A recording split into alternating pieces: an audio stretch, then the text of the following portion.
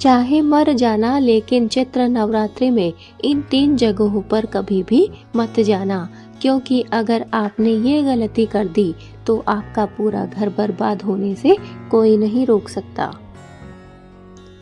ये कोई अंधविश्वास नहीं है दोस्तों, बल्कि ये एक ऐसा सच है जिसे लोग नज़रअंदाज कर देते हैं।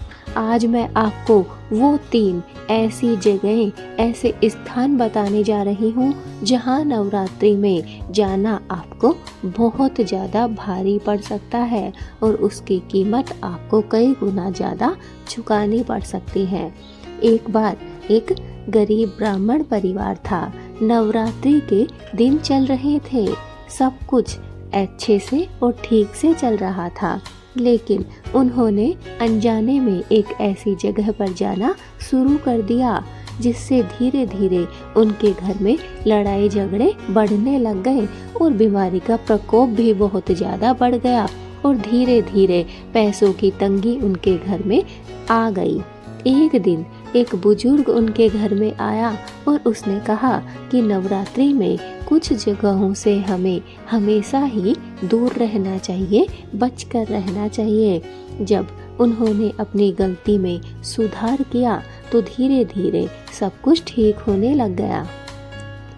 तो आखिर वो कौन सी जगह होती है जहाँ पर हमें नवरात्रि के 9 दिनों में भूलकर भी नहीं जाना चाहिए? अगर आप जानते हैं तो कमेंट में जय माँ दुर्गा अवश्य लिखिए और वो जगह जानने के लिए बने रहिए हमारे साथ हमारी इस वीडियो में। नंबर 1, शमशान या फिर नकारात्मक ऊर्जा वाली जगह है। जी हाँ दोस्तों, नवरात्रि के समय घर और मन को पवित्र रखना बहुत ज़्यादा आवश्यक होता है। शमशान या बहुत भारी ऊर्जा वाली जगहों पर जाने से मन और ऊर्जा दोनों ही प्रभावित होते हैं। इसलिए हमें ना तो शमशान जाना चाहिए और ना ही ऐसी किसी जगह पर जाना चाहिए जहां नकारात्मक ऊर्जा सबसे ज़्यादा हो। इसलिए नवरात्रि के 9 दिनों में हमें शमशान और नकारात्मक ऊर्जा वाली जगहों से बचकर रहना चाहिए। नंबर 2, झगड़ा और कलह वाले घर। जी हाँ दोस्तों, बहुत से घर ऐसे होते हैं जिनमें हर समय हर दम लड़ाई झगड़े कलह कलेश होती रहती है। जहाँ रोज लड़ाई झगड़े होते हैं वहाँ जाने से आपकी सकारात्मक ऊर्जा खत्म हो जाती है। नवरात्रि में ऐसे माहौल से हमें दूर रहना चाहिए। इसलिए जहाँ पर लड़ाई झगड़ा हो, कलह कलेश हो, उस घर में, उस जगह पे, उस स्थान पे हमें भूलकर भी नवरात्रि के 9 दिनों में पैर नहीं रखना चाहिए। नंबर 3, अपवित्र या गंदी वाली जगहें। जी हाँ दोस्तों, माँ दुर्गा स्वच्छता और पवित्रता की प्रतीक मानी गई है। गंदी या फिर अपवित्र जगह पर जाना आपकी भक्ति के प्रभाव को कम कर सकता है। इसलिए कोशिश करें जहाँ अपवित्रता हो, जहाँ गंदगी हो, वहाँ से नवरात्रि के 9 दिनों में अपने आप को बचाए रखें। दोस्तों, नवरात्रि में ज़्यादा से ज़्यादा समय आपको अपने घर पर या फिर आपके आसपास अगर कोई मंदिर हो तो वहाँ पर आपको बिताना चाहिए। रोज़ आपको अपने घर की, अपने मन की, अपने तन की साफ सफाई करनी चाहिए और माँ दुर्गा का नाम रटना चाहिए और मंत्रों का उच्चारण करना चाहिए। ये छोटे नियम आपके घर में सुख शांति और बरकत ला सकते हैं। जी हाँ दोस्तों, बहुत छोटा लगने वाला उपाय क्या पता कब आपके जीवन को सफल बना दे। याद रखें, नवरात्रि सिर्फ व्रत का समय नहीं होता है, ये आपकी ऊर्जा को बदलने का भी समय होता है। अगर आपने सही नियम अपनाए तो आपकी ज़िंदगी सच में बदल सकती है।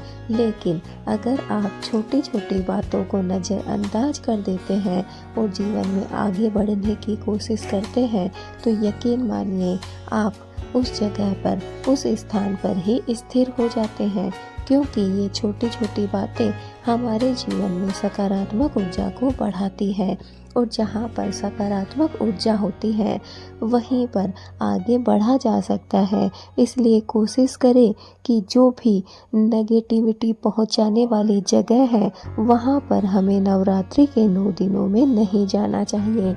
तो दोस्तों, अब आप समझ गए होंगे कि नवरात्रि के 9 दिनों में ना तो हमें गंदगी वाली जगह पर जाना चाहिए और ना ही अपवित्र जो स्थान हो वहाँ पर हमें जाने से बचना चाहिए। दोस्तों, जहाँ पर झगड़ा होता हो, कलह कलेश रहती हो, उस घर में उस स्थान पर भी हमें पैर नहीं रखना चाहिए और शमशान भी हमें भूलकर भी नवरात्रि के 9 दिनों में नहीं जाना चाहिए। अगर क्या पता किसी वजह से हमें जाना पड़े तो हमें बहुत ज़्यादा शुद्धता अपनानी चाहिए और साथ ही साथ जहाँ से नकारात्मक ऊर्जा उत्पन्न होती हो, नकारात्मक ऊर्जा वाली जगहों पर हमें जाने से बचना चाहिए। तो दोस्तों, ये 3 जगह ऐसी हैं जहाँ जाने से आपको हमेशा ही बचना चाहिए।